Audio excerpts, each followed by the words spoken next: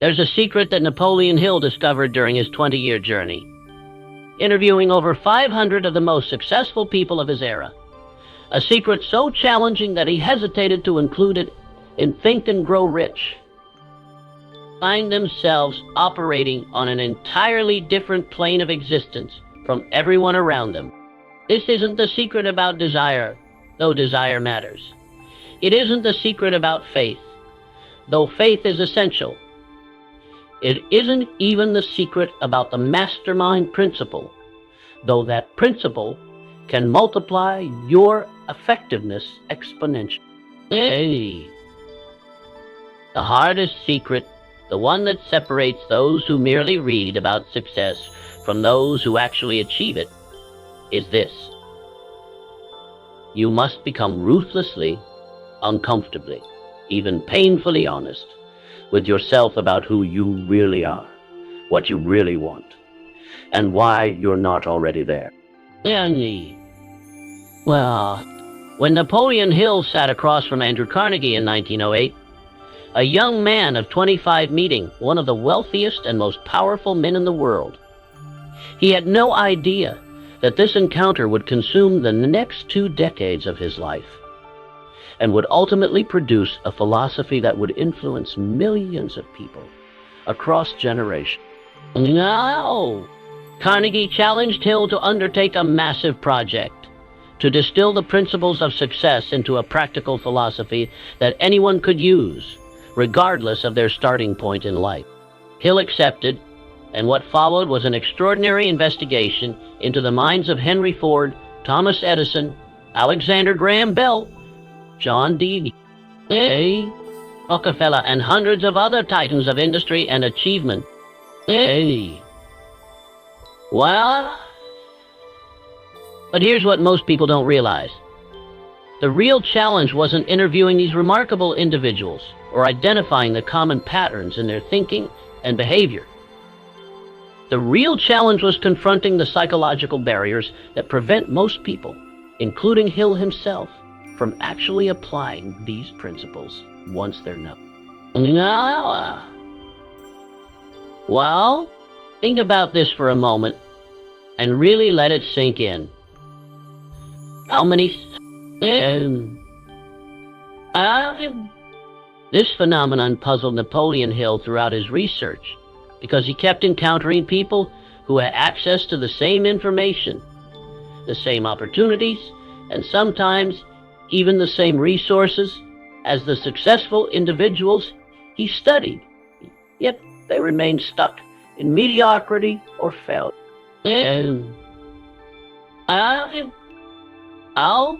The difference he eventually discovered wasn't in what people knew, but in their willingness to confront the uncomfortable truths about themselves that genuine self-transformation requires. The hardest secret begins with a question that most people are terrified to answer honestly.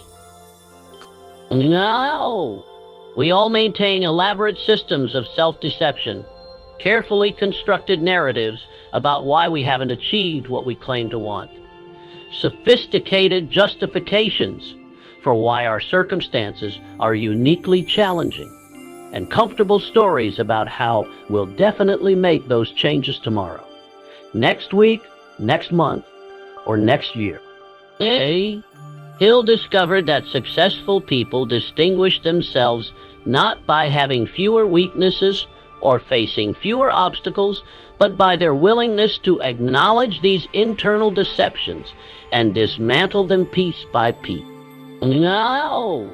When Thomas Edison told Hill about the thousands of experiments that failed before he successfully invented the light bulb, he wasn't just talking about external experiments with materials and designs. He was describing an internal process of confronting his own assumptions, biases.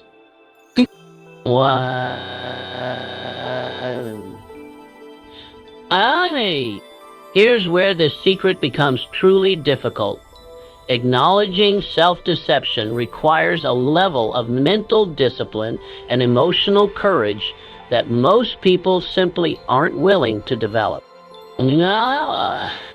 It's easier to blame external circumstances, to point to the economy, to reference your difficult childhood, to cite your lack of connections or education or capital than it is to sit quietly with yourself and admit that you're avoiding the work because you're afraid of failing, or that you're not actually as committed to your stated goals as you claim to be, or that you're getting some kind of psychological payoff from staying exactly where you are.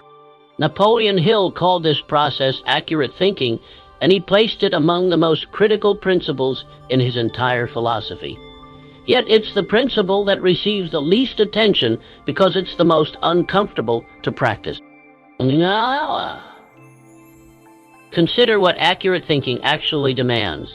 You must observe your own thoughts as though you were a scientist examining data, looking for patterns, inconsistencies, and hidden assumptions. You must question your own motives with the same skepticism you'd apply to a used car salesman's pitch. You must acknowledge the ways in which your emotions color your perception of reality. Conclusions that feel true but aren't actually supported by evidence.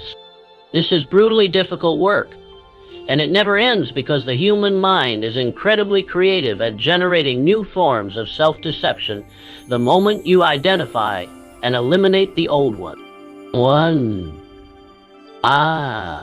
But Hill discovered that every genuinely successful person he studied had developed some version of this practice, whether they called it self-examination, introspection, meditation, or simply thinking time.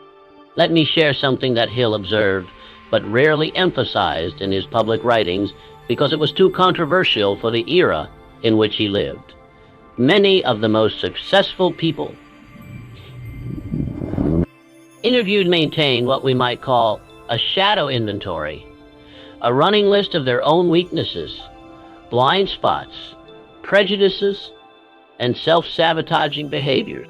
They didn't do this as an exercise in self-flagellation or to cultivate shame.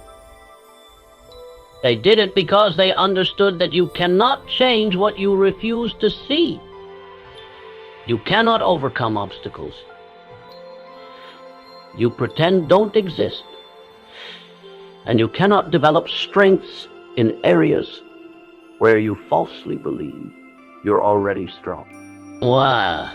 Henry Ford, for instance, was notorious for his stubbornness and his resistance to changing the Model T, even when the market clearly demanded innovation.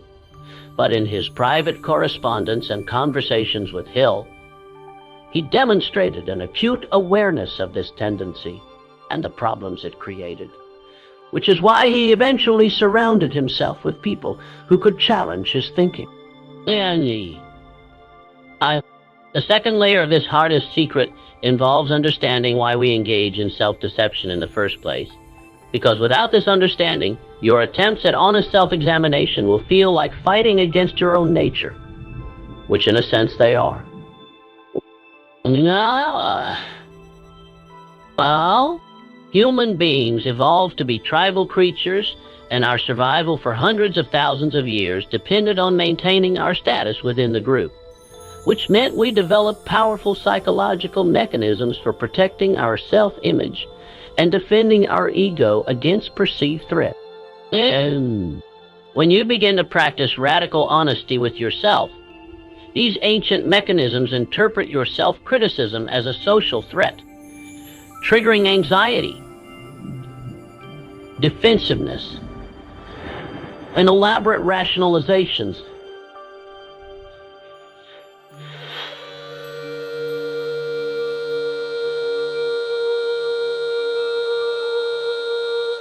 No. This is why most people can maintain brutal honesty for maybe a few minutes or hours before their psychological immune system kicks in and they retreat back into comfortable delusion. Well, Napoleon Hill experienced this himself during the early years of his research, when he would learn a principle from one of his subjects, become excited about applying it to his own life, and then find countless reasons why his situation was different, or why now wasn't the right time to implement what he'd learned. It wasn't until Andrew Carnegie confronted him about this pattern not gently, but with the directness that characterized Carnegie's entire approach to life, that Hill recognized he was engaging in the very behavior he was supposed to be studying and document. Carnegie told him something that Hill never forgot. Young man, you can know every principle of success that exists. You can document them all beautifully. You can teach them to others with great eloquence and still die poor, unknown, and unfulfilled if you lack the courage to apply these principles to yourself, especially when doing so makes you uncomfortable. This brings us to the practical application of the hardest secret. And I want to be very specific here because vague inspiration without concrete action is worthless. To begin practicing radical self-honesty, you need to create what Hill called a mental crucible, a protected space and time where you systematically examine your thoughts, beliefs, and behaviors without the interference of your ego's defensive mechanisms. Well, whoa. This isn't the same as journaling your feelings or writing affirmations, though those practices can have value. This is a structured interrogation of your own mind, and it requires a specific approach. Set aside 30 minutes, preferably in the morning before your psychological defenses are fully activated, and ask yourself a series of uncomfortable questions, writing down your immediate answers without editing or softening them. Start with this question. What did I say I would do yesterday or this week or this month? Write down the story exactly as it exists in your mind, with all its justifications and explanations, and then read it back to yourself as though someone else wrote it, looking for logical inconsistencies, convenient omissions, and places where emotion is masquerading as reason. Then ask, what's the real reason I didn't follow through? The reason I don't want to admit even to myself? This second answer is where the actual insight lives, and it's usually something like I was afraid, I didn't really want to, I got a psychological reward from not doing it, or I'm more committed to comfort than to this goal. Next, ask yourself, what do I claim to want that my actual behavior suggests I don't want at all? This is perhaps the most revealing question in the entire process, because there's often a massive gap between our stated goals and our revealed preferences, and that gap is filled with self-deception. Someone might claim they want to build a successful business while spending 4 hours a day watching television and making no concrete progress on their business plan. Someone might claim they want a loving relationship while consistently choosing partners who are emotionally unavailable. Engagement with financial planning. Your behavior reveals your true priorities far more accurately than your words ever could, and one of the marks of successful people that Hill identified was the alignment between what they said mattered to them and how they actually spent their time and energy. Then comes perhaps the most difficult question of all. What payoff am I getting from staying exactly where I am? And what would I have to give up if I actually achieved what I claimed to want? This question exposes the hidden benefits of your current situation, and there are always hidden benefits, even in circumstances that appear entirely negative. The person stuck in a job they hate might be getting the payoff of never having to risk failure in their own venture. The person struggling with their weight might be getting the payoff of having a visible excuse for why they're not pursuing romantic relationships. Doesn't support. And achieving the goal would require giving up these payoffs, which creates an internal resistance that most people never consciously recognize. Napoleon Hill observed that Andrew Carnegie asked these kinds of questions constantly, not just of himself, but of everyone around him, which is partly why Carnegie could identify talent and potential in others so effectively. Carnegie understood that most people are performing a character they think they should be rather than being who they actually are. And this performance requires enormous energy that could be directed toward actual achievement if people would just drop the act. When Hill asked Carnegie how he managed to build such an incredibly effective team of leaders and innovators, Carnegie said something that initially seemed cryptic. I look for people who have stopped lying to themselves, or who are at least willing to stop. The third layer of this hardest secret involves understanding that radical self-honesty isn't a destination, but a continuous practice. And the goal isn't to achieve some state of perfect self-awareness, but to develop an increasingly refined ability to catch yourself in acts of self-deception more quickly and correct course more effectively. Think of it like learning to play a musical instrument. At first, you might not even hear when you're playing a wrong note. Then you start to hear it after you've played it.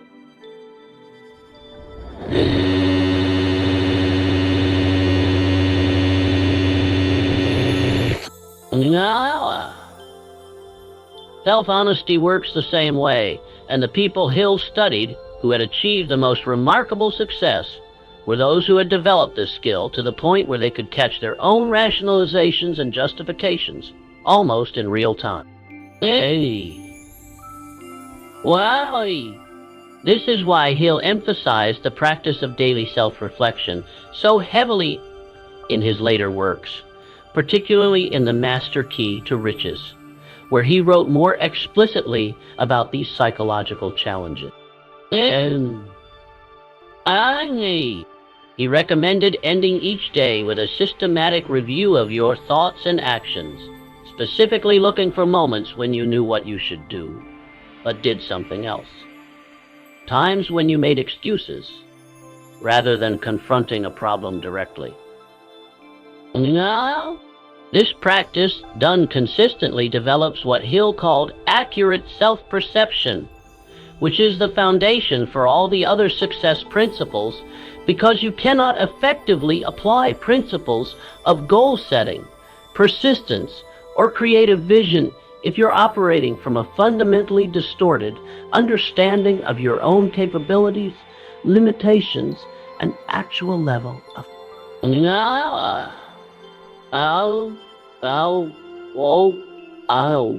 Now let's address something that troubled Hill throughout his career, and that still troubles thoughtful people today.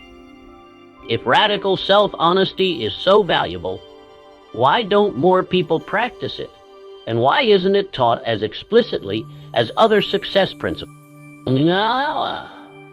The uncomfortable answer is that teaching people to be brutally honest with themselves is potentially threatening to many of the institutions and systems that organize our society.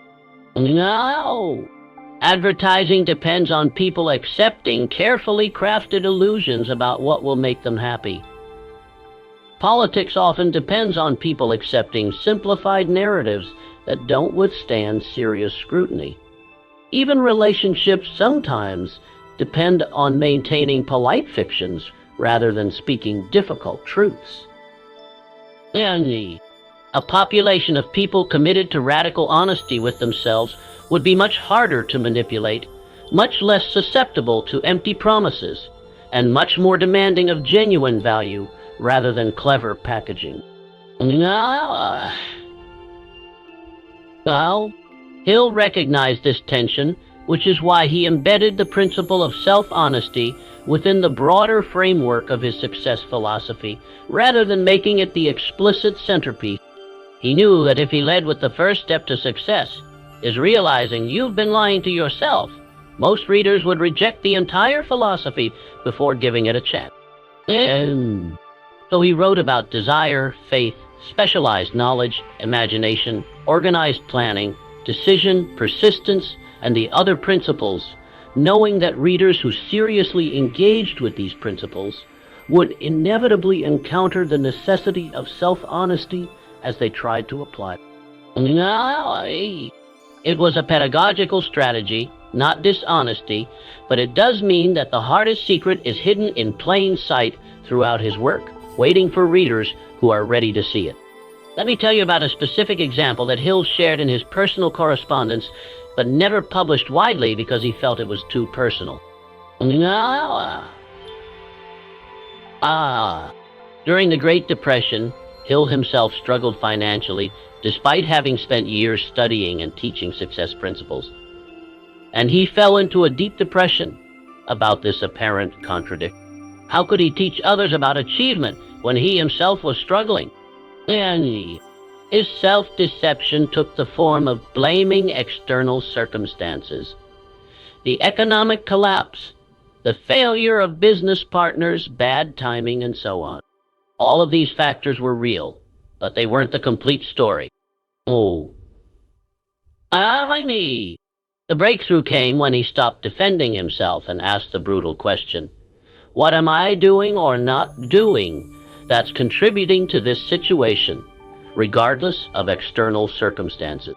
The answer, when he finally allowed himself to see it, was that he had been half-hearted in his commitment to his own philosophy, treating it more as intellectual knowledge than as a living practice. And that he had been seeking security in traditional employment and business arrangements rather than taking the risks that his own research showed were necessary for breakthrough success.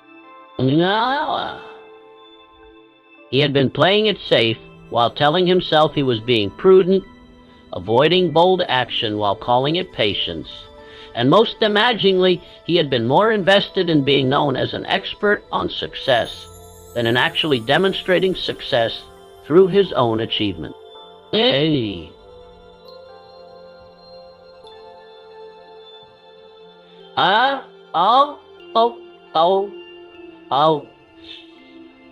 Once he confronted these truths, not gently, but with the full force of honest self-examination, he was able to make different choices that eventually led to the writing and publication of Think and Grow Rich, which became one of the best-selling books of all time and established his lasting legacy. This example illustrates a crucial point about the hardest secret. It's not that self-deception prevents all success, because you can achieve a certain level of success while maintaining various delusions about yourself. Rather, self-deception creates a ceiling, beyond which you cannot rise, because that next level of achievement requires you to confront precisely those. Hill noticed that many people in his studies would reach a certain plateau of success and then stay there for years or decades, not because they lacked knowledge or opportunity, but because reaching the next level would require them to acknowledge and change something about themselves that they weren't willing to examine. The fourth layer of this hardest secret involves understanding the relationship between self-honesty and the other principles that Hill identified, particularly the principle of definiteness, a purpose. Most people think they have a definite purpose, but what they actually have is a vague wish or a socially acceptable goal that they've adopted because it sounds good or because it's what they think they should want. Radical self-honesty allows you to distinguish between goals you've inherited or absorbed from others and goals that genuinely reflect your own deepest values and desires. Hill found that truly successful people often pursued goals that others found strange or inexplicable because these goals came from an authentic self-understanding rather than from social conditioning. Here's a practical exercise that Hill developed to test whether a goal is truly yours or just something you think you should want. Imagine that you could achieve the goal instantly, right now, but no one would ever know about it. You could never tell anyone. You would receive no social recognition or status from it, and it would have to remain your private knowledge forever. Would you still want it?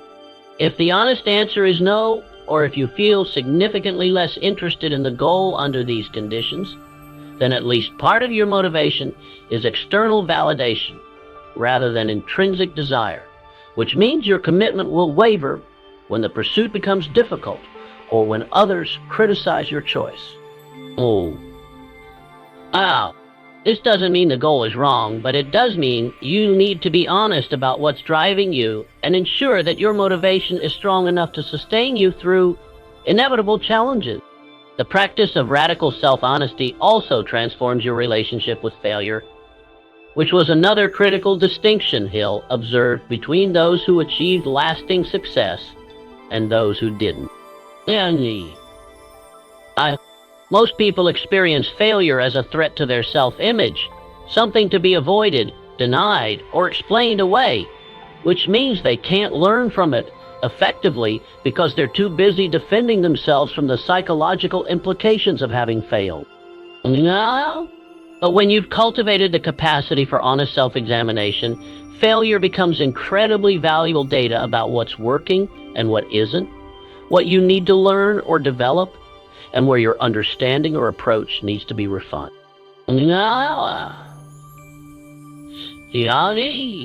Edison's famous quote about not failing but finding 10,000 ways that don't work reflects this mindset. He wasn't being clever or putting a positive spin on failure. He was describing an authentic relationship with results that comes from divorcing your self-worth from your current level of achievement. This brings us to one of the most subtle but powerful aspects of the hardest secret: the distinction between healthy self-honesty and destructive self-criticism. Many people, when they first encounter the idea of being ruthlessly honest with themselves, turn it into a weapon of self-attack, cataloging all their flaws and failures and using this awareness to confirm negative beliefs about themselves. This is not what Hill meant by accurate thinking, and it's not what successful people practice. The goal is neutral observation, seeing yourself clearly without the distortion of either ego inflation or self-deprecation. When you notice that you've been avoiding a necessary task, the accurate observation is simply, I've been avoiding this task, and the reason appears to be fear of doing it poorly.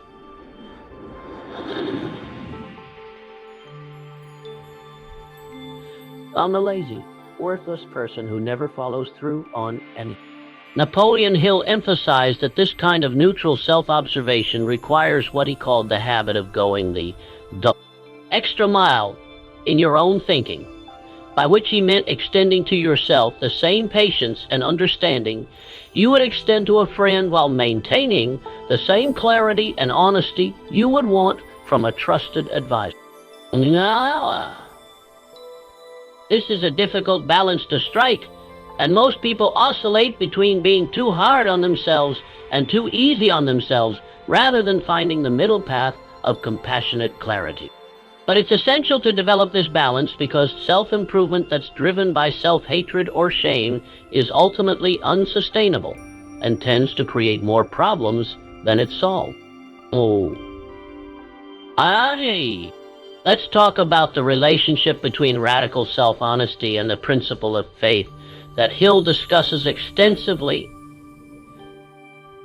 On the surface, these might seem contradictory. How can you maintain unwavering faith in your ability to achieve your goals while simultaneously being brutally honest about your current limitations and the obstacles you face? But Hill discovered that genuine faith isn't based on denial of reality. Rather, it's based on an accurate assessment of where you are combined with a commitment to developing whatever capabilities are necessary to reach where you want to be. False faith says I can do anything I set my mind to without considering whether you're actually willing to pay the price that particular achievement requires. True faith says I may not currently have the skills, resources, or knowledge to achieve this goal. This distinction matters enormously because false faith leads to unrealistic plans, repeated disappointment, and eventual cynicism when reality consistently contradicts your beliefs, while true faith leads to accurate assessment, effective strategy, persistent effort, and genuine progress. Wow. Hill noticed that unsuccessful people often had a kind of desperate, anxious faith that required constant reinforcement through affirmations and positive thinking because deep down they didn't really believe in what they were saying. Whereas successful people had a quiet, confident faith that didn't require constant bolstering because it was grounded in honest self-knowledge and demonstrated competence. Wow. The fifth layer of this hardest secret involves extending radical honesty beyond yourself to your assessment of circumstances, opportunities, and other people. Once you develop the capacity to see through your own self-deceptions, you naturally become better at seeing through the deceptions, manipulations, and empty promises of others. No. Hill found that successful people were simultaneously more trusting and more skeptical than average people, which sounds paradoxical until you understand that they trusted people's authentic self-interest while being skeptical of stated motives that didn't align with that self-interest. They weren't cynical, assuming everyone was trying to cheat them, but they were clear-eyed about human nature and didn't accept surface explanations when those explanations didn't make logical sense. This capacity for accurate assessment of others is what Hill called the ability to read human nature, and he considered it one of the most valuable skills a person could develop. But here's what most people miss. You can't accurately read others until you can accurately read yourself, because you'll project your own blind spots, biases, and self-deceptions onto your interpretation of their behavior. This is why the hardest secret has to start with self-honesty. It's the foundation for all other forms of accurate perception and effective action in the world.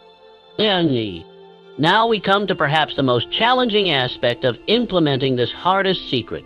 What happens when radical self-honesty leads you to conclusions about your life that require major changes, changes you're afraid to make, or that will disappoint people you care about. This is where Hill's principle of courage becomes essential, because self-knowledge without the courage to act on that knowledge is just another form of torture. Many people reach a point in their self-examination where they realize they're in the wrong career, the wrong relationship, the wrong city, or pursuing the wrong goals. And this realization creates a crisis because acting on it would require disrupting the life they've built and disappointing the expectations others have. Hill was unflinching about this challenge. He believed that living a lie, even a comfortable lie, was a form of slow death, and that the temporary pain of making necessary changes was far preferable to the permanent ache of unrealized potential. But he also recognized that not everyone would agree with this philosophy, and that some people would choose comfort and security over authenticity and growth. And that was their right. What he couldn't abide was self-deception about this choice.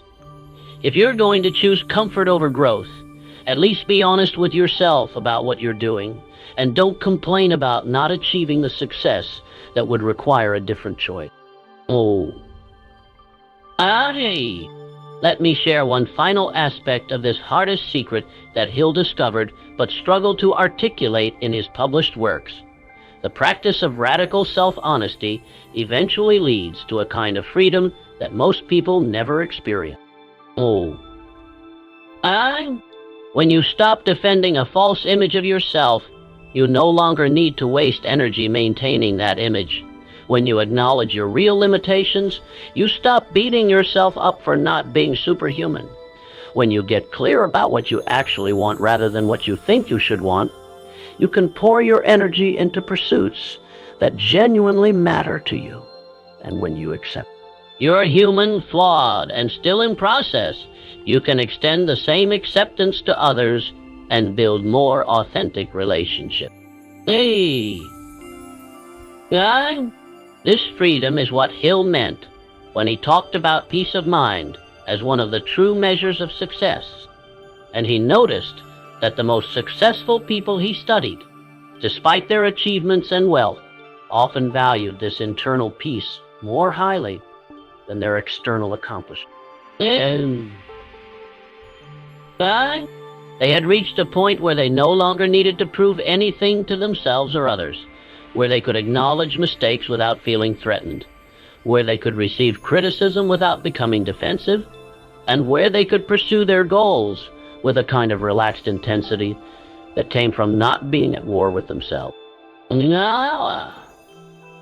The hardest secret, then, is really about ending the internal war that most people fight their entire lives.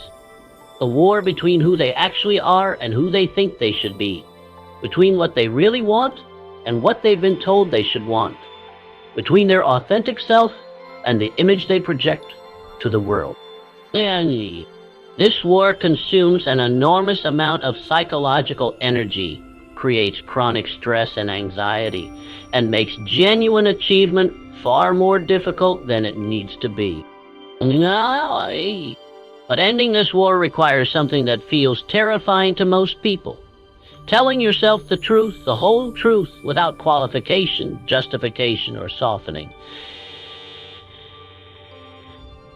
And then living in alignment with that truth, even when doing so is uncomfortable or socially awkward.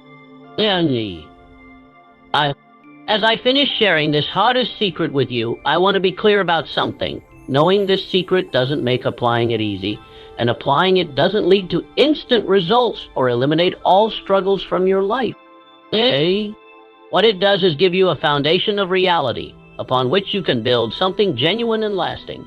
And it gives you the clarity to make real progress rather than just spinning in circles while telling yourself comforting stories. Wow. Napoleon Hill spent 20 years discovering this secret and the rest of his life trying to live it, and he would be the first to tell you that it's ongoing work that never completely ends. But here's what makes this hardest secret worth the effort. Every other principle of success that Hill identified, from definiteness of purpose to applied faith to going the extra mile, becomes exponentially more powerful when it's built on a foundation of radical self-honesty. You can practice these principles without self-honesty and see some results, but you'll always be working against yourself, always wondering why your progress is slower than it should be, always feeling like something is missing. When you combine these principles with the practice of seeing yourself and your situation clearly, without comforting delusions or convenient excuses, you unlock a level of effectiveness that most people never access because they're not willing to pay the price of admission, which is the courage to face themselves as they truly are. So I'll leave you with the same challenge that Andrew Carnegie gave to Napoleon Hill over a century ago. Are you willing to know the truth about yourself, to face it without flinching, and to act on it regardless of how uncomfortable that action might be? The answer to that question will determine more about your future success than your education, your connections, your capital, or any other external factor. This is the hardest secret because it asks everything of you and offers no shortcuts or easy alternatives, but it's also the most valuable secret because it's the master key that unlocks every door that matters.